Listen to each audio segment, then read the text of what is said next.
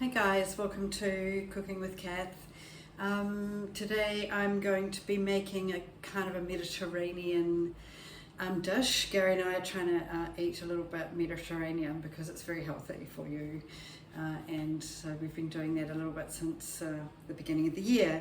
So chicken Cacciatore, it's kind of starts with some chicken breasts as I've got here, and the other ingredients are some carrots, some red pepper, and I had half one in the fridge so I'll use it up as well, a green pepper, some celery, onion, and I have got like half a red and half a white in the fridge so I'll use those. Garlic, I always put more garlic than they say because it's great, I love the taste and it's really good for you. Some canned tomatoes, just good old plain old canned tomatoes, some oregano, some capers for the Mediterranean hit, and salt and pepper, and some flour and some oil. So olive oil was really expensive at the moment. I was able to get some the other day on special, but I mix it up with just some regular old canola oil just to make it last. So the first thing you do at the beginning of the recipe is to just pat dry your chicken thighs, pat them dry so that the flour and the salt and pepper stick to them. So I'm just going to pat them dry with a good old handy towel and set them aside on a plate, ready to be doused in the flour. So just pat dry both sides, those chicken thighs. I also had a bit of a leftover, only from yesterday, chicken breast, so I'm going to chuck that in too because it won't last too much longer. So pat your chicken dry and leave them there on the plate while you get together your flour and salt and pepper. So there we go, heaps of chicken actually, I probably don't need that much, but oh well, it's best to use it up, I don't want to waste any. So there we go. So in your bowl, similar to this, just put in probably about, I'll wash my hands first, just a moment, get rid of that chicken off your hands. So in your bowl, put about a cup of just plain flour, just about a cup, just pop it in there, a bit more because I've got heaps of chicken, and some salt, plenty of salt. I always probably use way too much salt, but I love salt, the taste of salt, so I put salt in, and then just your ground a bit of black pepper in, just like that. So now I'm just going to get another plate to put my chicken in once it's doused in that flour, and this is quite a big chicken breast, so I'm just going to cut it in half.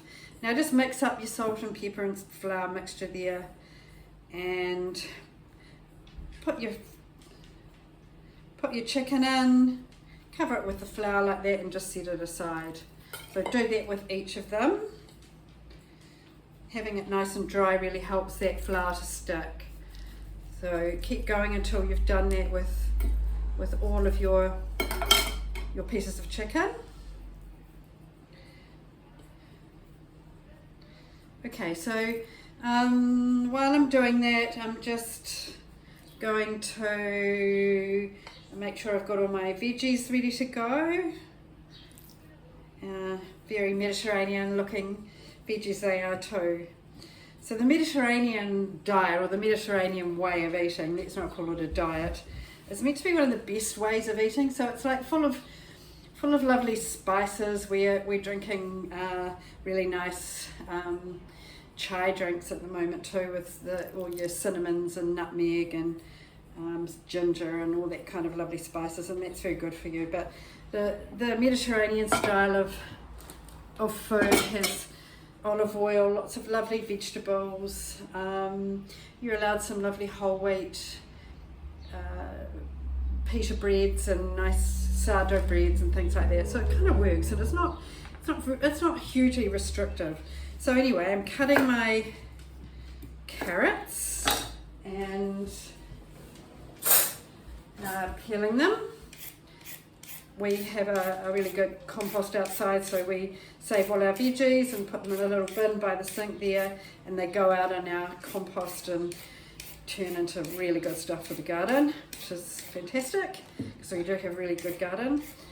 So what I'm trying to do each day at the moment, now that while I'm on holiday, is get up and do a little bit of work on my business channel, make sure I do something physical. So today I've been out in the garden pulling out the weeds, which is pretty full on, and Gary's mowed the lawns, and then yeah, think about cooking, because I really love it, and I love every day I sort of think about, okay, what can we eat tonight that's yummy and healthy. So just cutting sort of julienne style carrots, sort of little sticks of carrots like that, any style you like really, it doesn't matter, that's how I'm doing it. I cut those carrots into little sticks as thin as you like, completely depending on how you like to eat your carrots. And I'm using 2, you can use as many as you like, but two's right for us. Yeah, so cut those up into little julienne sticks and then set them aside there. And now we're going to go on to our green capsicum, same again, so just cut around those centre seeds. We don't need those centre seeds, they can go to the compost, and again just chop them into probably little squares, so into squares similar to what I'm doing here, just like that. Chop those up. Oh, they smell so good and fresh, and you can really just use seasonal veggies. At the moment, capsicums are a really good price at the supermarket, so that works well for me. God, vegetables have been so expensive, it's been crazy, but they're slowly getting a little cheaper, so watch out for those specials in whatever supermarket you go to. So I'm going to carry on and do the rest of that shortly. The same with the red capsicum, one that I had left over from yesterday. Use up your leftovers. I think that's one of the things that we're trying to do this year, make sure that we don't waste any food. It just, make sure I don't cook too much, or if I do, we get through those leftovers the next day and don't throw anything out, because it's just so crazy that we'd end up throwing things away. It's just not okay really. So there's your red capsicum and your green capsicum and your carrot. I'm just going to make myself a little bit more space here by removing that tea towel. Okay, as you can see, I'll put those scraps over there so they're not in the way. Come back and finish chopping those up soon. And now your celery sticks, probably just 2 celery sticks. I've kept all of the tops of the celery. I don't throw those away. They're fantastic if you're making a stock, or you want to make a base to a risotto or anything like that. Your celery and your carrots are really, really lovely in any kind of stock. So, okay, just slicing up those pieces of celery and just chop them up into little bits, just like your capsicum.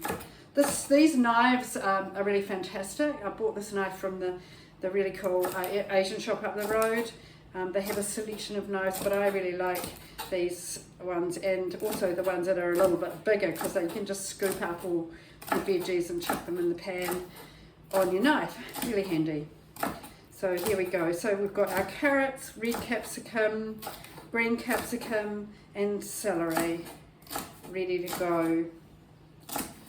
So next we chop up our onion. So as I say, I didn't really have a whole white onion, so there's one that I've got saved in the fridge, so half of that, and I've got a little bit of a red onion there too, so I'm just going to use those because that's what I've got. So when you're doing your onion, chop the end off like that, take the outside skin off like that, and then you probably do this, but this is how I chop my onion, so very carefully. Sometimes I'm not so careful and chop my finger, but not today. Let's hope not so anyway. So chop that sideways like so, and that just to the end, not quite, and then you just slice down that way. Excuse me. And then that allows you to get your lovely little pieces quite easily. So there's the onion, and I'll finish that red one off very shortly. So now we've got our excuse me, goodness me, the onion's making me cough. So as I said, I always use heaps more garlic than is suggested because that's just the way I like it. I love lots of garlic, and it's so healthy and so good for you. We've got an organic shop here in Hastings, Cornucopia, and you know, sometimes things are more expensive there, but the garlic wasn't. It was quite a bit less expensive going there than at the supermarket. So I just make sure I check the cheapest place out, because I do go through heaps of garlic. So there we go. There's our garlic cloves. And again, keep our rubbish over there. So with your garlic, you just, this is what I do, chop the end off and give it a smash, and that makes the skin come off really easily. Just like that. So keep doing that. Slice the end off, crush it, and that skin comes off just really, really easily. These are lovely fresh garlic cloves, beautiful and fresh. So keep doing that until you've got, oh, I don't know, I'll probably have about 6 good lush juicy bulbs ready to chop up. So once you've done that, peeled all your garlic, then you can just chop that up into little pieces. Ready. And that's probably about all of the preparation that you need to do. I like to get everything kind of ready so I can have it just there, sitting there, ready to chuck in when the pan's ready to heat it up. Okay, so there's my garlic. I'm going to chop those up into little pieces too in a moment. So yeah, heaps of garlic. Alrighty, so now I'm going to go and heat up my pan. I shall return in a moment. Okay guys, well you're away. Welcome back to the second part of this video. I've just been gently frying off these bits of chicken. We just need to brown them because they will finish their cooking when we do the sauce. So here we go. I've put them all on this plate, and they can just be set aside because we're going to be coming back to use them very soon. So they won't be sitting for long, which is sometimes a concern for chicken. So there's all my chicken, nicely browned, and I'm just going to put my little cover over it so it stays nice and safe just over here. So in the same oil, you can maybe add just a little more. That's what I would do anyway. Add a little more oil, and this is when you can just add all of your lovely veggies. So here we go. I'll just use this. Oh, I've got my handy knife, my Chinese cleaver, and I'm going to put in my garlic, which I've got ready there, and also my onion. And remember, I just said I used up what I had left. So there's a bit of green onion and a bit of red onion in there together. It really just doesn't matter. If you've got leftovers, use them up. So just let them fry off nice and gently there. So that's your onion and your garlic to start with. And you see that there's a little bit of celery in there as well, but it's all good, doesn't matter, really doesn't. So just let them fry off for a little while, just until they become slightly translucent. Slightly translucent there. Alrighty. Now I'm going to add the rest of my veggies. So here is the celery that we prepared earlier. As I say, this cleaver is just fantastic for getting all your veggies out and popping them in the pan together. Here are my julienned carrots, nice little thin sticks, and my red and green capsicum, all in together. And that's looking pretty Mediterranean, isn't it? That's what we want.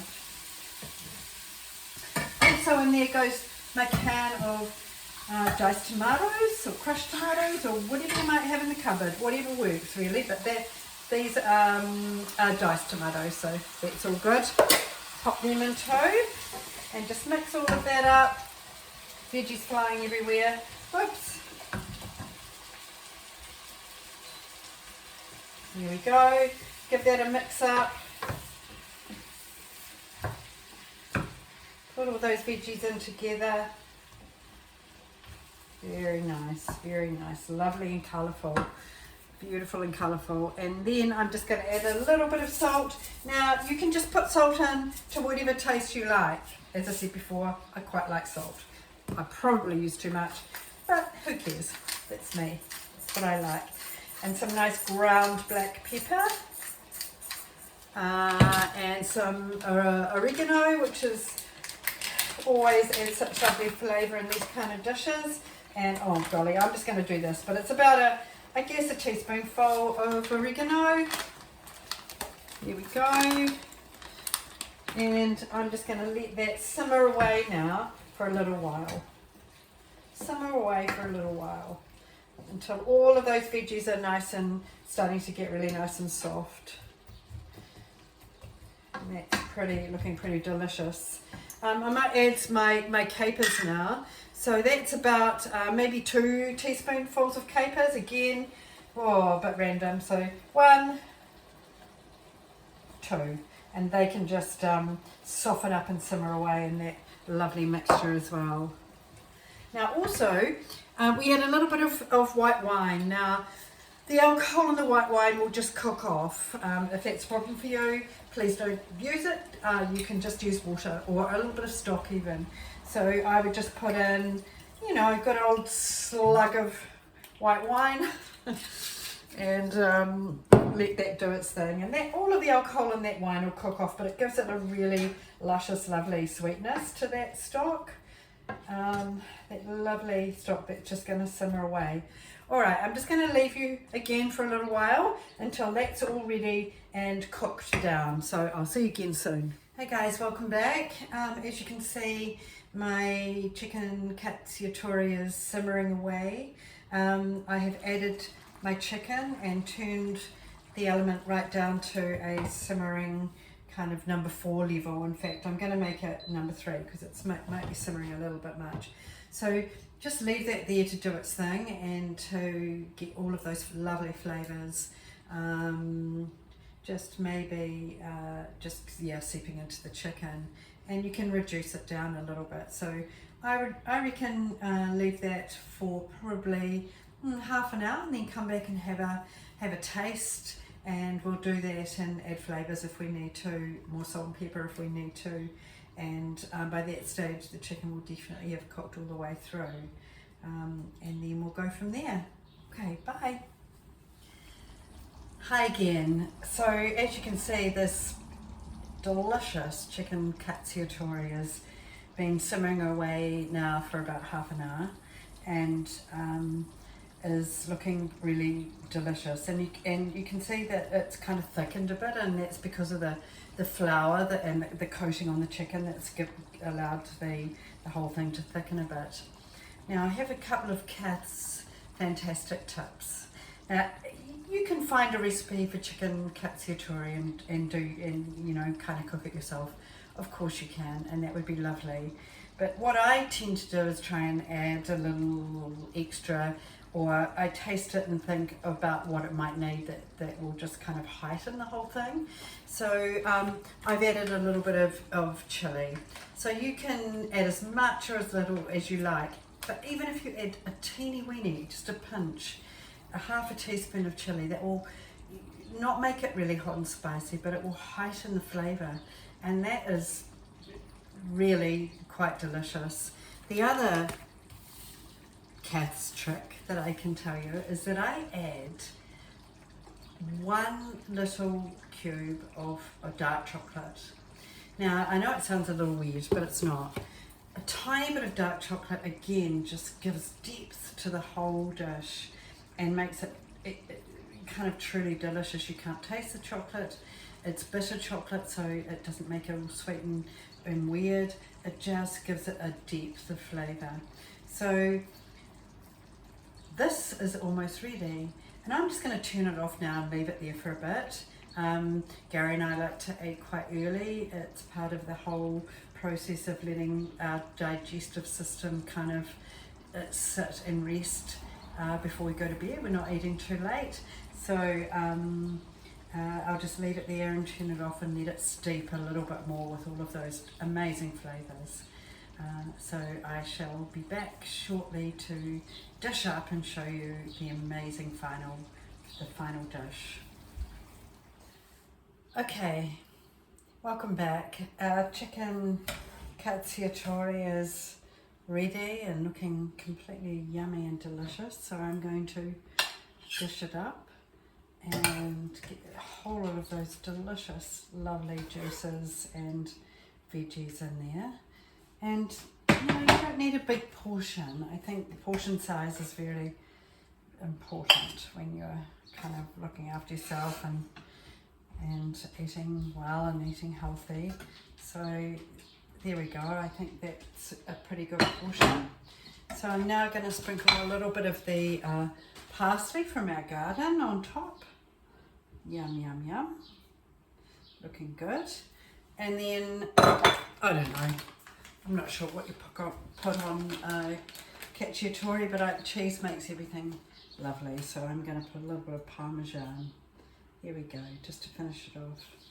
So there we go, my chicken Cacciatore with some of Kath's wonderful tips. Enjoy.